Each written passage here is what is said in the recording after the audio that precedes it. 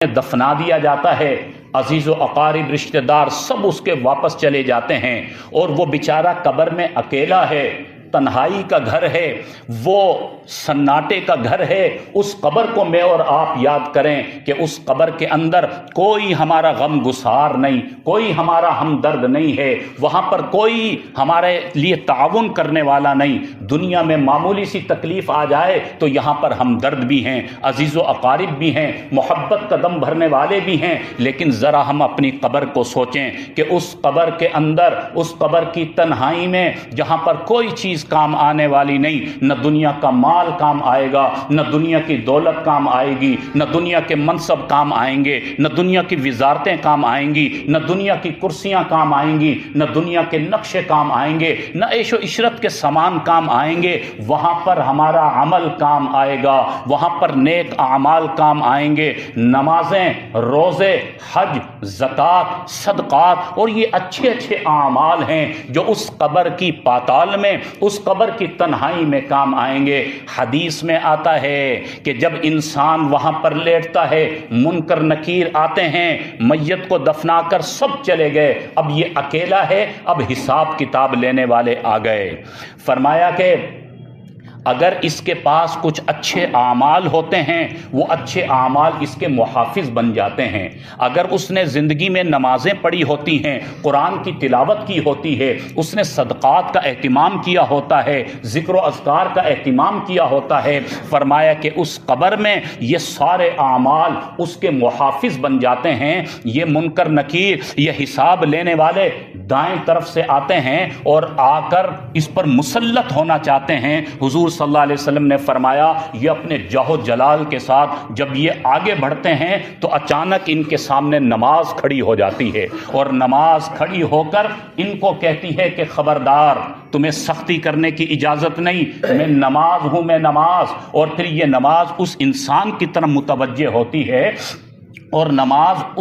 اس کو تسلی دیتی ہے کہ تمہیں پریشان ہونے کی ضرورت نہیں، مجھے پہچانو، میں تمہاری نماز ہوں، تم نے دنیا میں مجھ نماز کی حفاظت کی تھی، اے انسان آج میں تمہاری حفاظت کروں گی۔ اے انسان تو دنیا میں مجھ نماز کا پاسبان بن گیا تھا، محافظ بن گیا تھا، آج اس تاریکی کے گھر میں میں نماز تمہاری محافظ بن گئی، تمہاری پاسبان بن جاؤں گی۔ چنانچہ میت کو تسلی دینے کے بعد یہ نماز ان فرشتوں کی طرح متوجہ ہو کر کہتی ہے کہ تمہیں سختی کرنے کی اجازت نہیں، جو تم نے پوچھنا ہے آرام سے پوچھو، سختی نہیں کرنا، میں نماز اس کی محافظ ہوں۔ جب فرشتے دیکھتے ہیں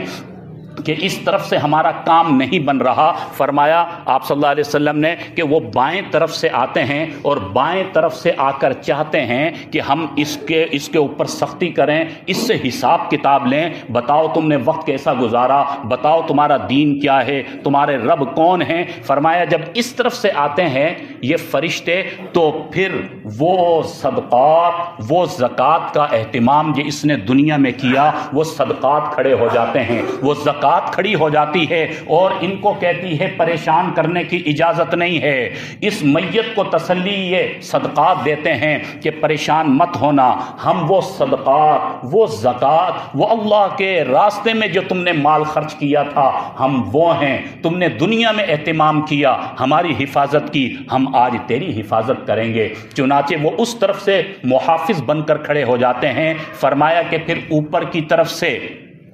فرشتے آنے کی کوشش کرتے ہیں کہ اس طرف سے آ کر ہم اس کو دبوچ لیں اور اس پر اپنا روب ڈال کر اس سے حساب کتاب کریں۔ فرمایا اللہ کا قرآن کھڑا ہو جاتا ہے۔ جس نے اللہ کے قرآن کی تلاوت کی، وہ انسان جو اللہ کے قرآن سے محبت کرتے کرتے دنیا سے چلا گیا، اللہ کا قرآن پڑھتے پڑھتے دنیا سے چلا گیا، فرمایا اللہ کا قرآن کھڑا ہو جاتا ہے اور میت کو تسلی دیتا ہے پریشان مت ہونا، میں اللہ کا قرآن ہوں، تو دنیا میں تو میرا پاسبان تھا، آج میں تیرا پاسبان بن گیا، تو نے دنیا میں میرا لحاظ اور میرا پاس رکھا، آج اس تنہائی کے گھر میں میں تیرا لحاظ اور تیرا پاس رکھوں گا، تجھے پریشان ہونے کی ضرورت نہیں، میں تیرے ساتھ ہوں۔ چنانچہ وہاں پر یہ اللہ کا قرآن کھڑا ہو کر ان فرشتوں سے کہے گا تمہیں سختی کرنے کی اجازت نہیں ہے۔ لہٰذا وہ پیروں کی طرف سے آئیں گے تو فرمایا اللہ کا ذکر کھڑا ہو جائے گا، وہ پیچھے کی طرف سے آئیں گے اللہ کے لیے روزہ جو رکھا ہوگا وہ کھڑا ہو جائے گا، چاروں طرف سے وہ نیک اعمال کھڑے ہو کر اس کے محافظ بن جائیں گے۔ پھر وہ منکر نکیر آئیں گے، وہ سوال جواب کریں گے، یہ نیک اعمال مدد کریں گے، اور اس طرح وہ بڑی آسانی سے مرحلہ گزر جائے گا۔ پھر فرمایا کہ یہ نیک اعمال اللہ کے حضور جائیں گے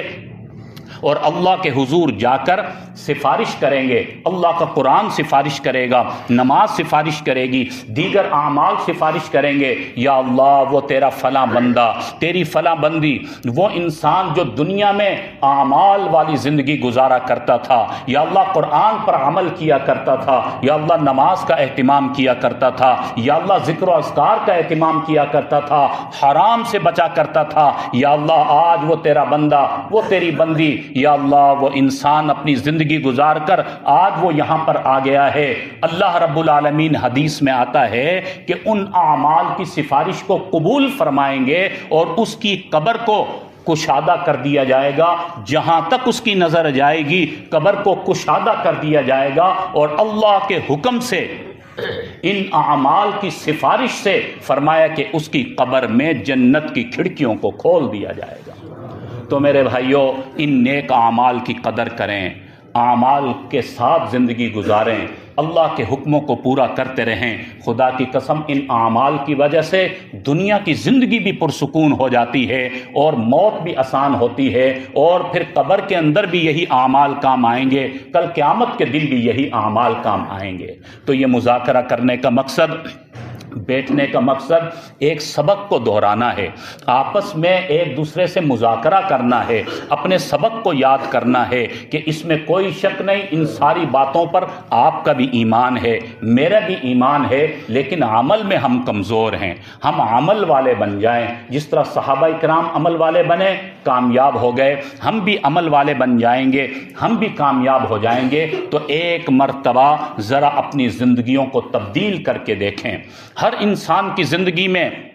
مسائل اور حالات ہوں گے، ہر انسان بیچارہ کچھ نہ کچھ حالات کا شکار ہے۔ اب ایک مرتبہ اللہ کی طرف متوجہ ہو کر نبی اکرم صلی اللہ علیہ وسلم کے طریقوں اور سنتوں کو سامنے رکھ کر اپنی زندگی کو بنا کر دیکھیں، انشاءاللہ زندگیوں میں ایک تبدیلی آئے گی، اللہ کی مدد و نصرت آئے گی، اور انشاءاللہ ہماری زندگی بھی پرسکون گزرے گی، ہماری آخرت بھی انشاءاللہ کامیاب ہو جائے گی۔ تو اس لیے میرے بھائیوں، ہمیں آج کے بعد اللہ کے دین کو چھوڑنا نہیں ہے، اللہ کے دین پر انشاءاللہ عمل کرنا ہے۔ عمل کریں گے بھئی سب ساتھی انشاءاللہ؟ آج کے بعد کوئی بھی ساتھی نماز کو نہ چھوڑے۔ مرنے کے بعد سب سے پہلے جس عمل کے بارے میں پوچھا جائے گا وہ نماز ہے۔ فرمایا کہ اگر نماز اچھی نکل آئی تو اعمال دوسرے بھی آسان ہو جائیں گے، اور اگر نماز اچھی نہ نکلی تو بس یہیں پر پکڑ ہو جائے گی۔ تو اس لیے میرے بھائیوں، نمازوں کی فکر کیا کریں، اور پھر عرض یہ ہے کہ اپنے مرحومین کو نہ بھولا کریں۔ ہمارے جو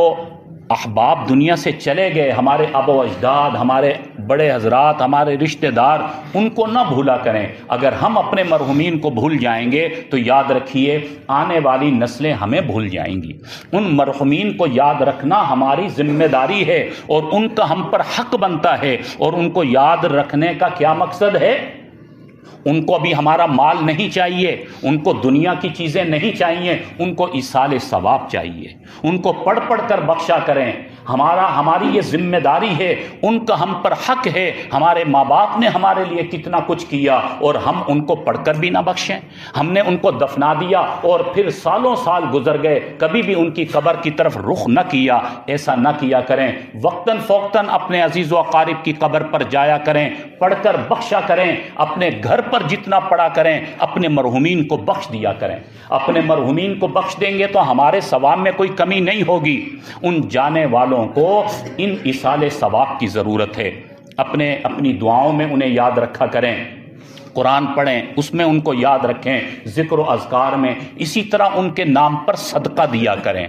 حسب توفیق اللہ نے جتنا دیا ہے ان کے ثواب کی نیت سے صدقہ دے دیا کریں، ان کے لیے بڑی آسانی اور راحت ہوتی ہے۔ احادیث بھی ہیں، واقعات بھی بہت سارے ہیں کہ جب ہم دنیا کے اندر ان کو ایصال ثواب کرتے ہیں، ان کو قبر میں پہنچتا ہے اور ان کے لیے راحت ہوتی ہے۔ بہت سے ایسے حدیث میں واقعات ہوتے ہیں، واقعات آئے ہیں کہ وہ انسان بیچارہ دنیا میں بڑی کمزور پوزیشن میں رہا، یعنی بہت سے گناہوں کی دلدل میں پھنسا رہا، وہ دنیا سے چلا گیا، عذاب میں مبتلا ہو گیا بیچارہ، لیکن ان کے بعد والے لوگوں نے اتنا ایصال ثواب کیا، اتنا قرآن پڑھ کر ان کو بخشا کہ اللہ نے ان کے صدقے اس کے گناہوں کو معاف فرما دیا۔ تو ہمارے ماں باپ کی دنیا میں بھی ہم نے خدمت کرنی ہے، اگر وہ گزر گئے تو اب بھی ان کی خدمت ہم کر سکتے ہیں، اور ان کی خدمت کا طریقہ یہ ہے کہ ان کو پڑھ پڑھ کر بخشیں، ہم ان کے نام پر صدقہ کریں، اللہ کا گھر کہیں بن رہا ہے ان کے نام پر اینٹ لگوا دیں، ان کے نام پر ایک سیمنٹ کی بوری دے دیا کریں، یہ چیزیں ان کو یقیناً فائدہ پہنچاتی ہیں، ان کے گناہوں کو معاف کروا کر ان کے درجات کو بلند کرتی ہیں۔ اور بھائی سیدھی سی بات ہے، ہم اگر اپنے بڑوں کو، مرحومین کو یاد رکھیں گے، جانا تو میں نے اور آپ نے بھی ہے، تو پھر ہمارے پیچھے والے بھی ہمیں یاد رکھیں گے۔